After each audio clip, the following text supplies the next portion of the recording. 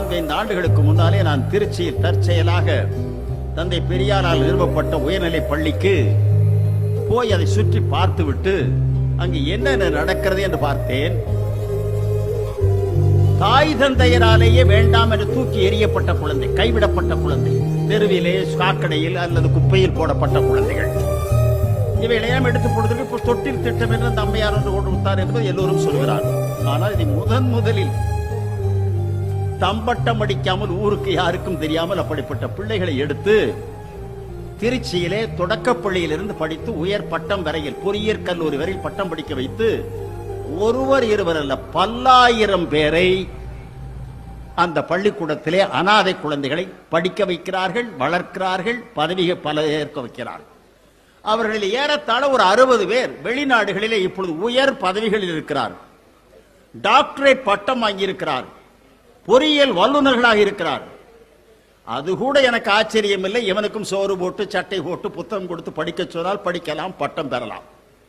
வேடிக்கை என்னவென்றால் அனாதையாக பெற்ற தாயாலே தூக்கி எறியப்பட்ட குழந்தைக்கு இவனுக்கு என்ன ஜாதி என்று அந்த கல்வி சட்டப்படி எழுத வேண்டும் அல்லவா?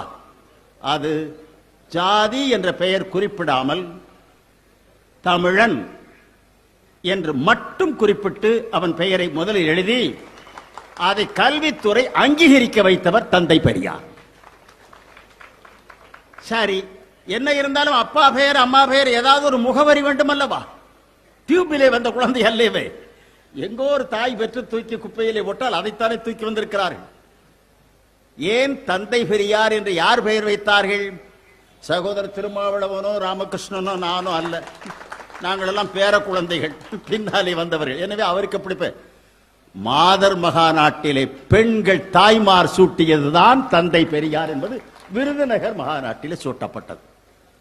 அது எவ்வளவு பொருத்தம் என்பதற்கு இந்த தூக்கி எறியப்பட்ட கைவிடப்பட்ட குழந்தைகள் அத்தனை பேரையும் படிக்க வைக்கிறார்களா? இன்று பல்லாயிரம் பேரை படிக்க வைத்து விட்டால் பல ஆயிரம் பேர் பட்டங்களையும் பெற்று விட்டார். அவர்கள் பெயருக்கு முன்னாலே ஈவேரா என்று போட்டுத்தான் அத்தனை குழந்தைகளுக்கும் அவர்தான் தந்தை என்ற பெயர் சூட்டப்பட்டிருக்கிறது.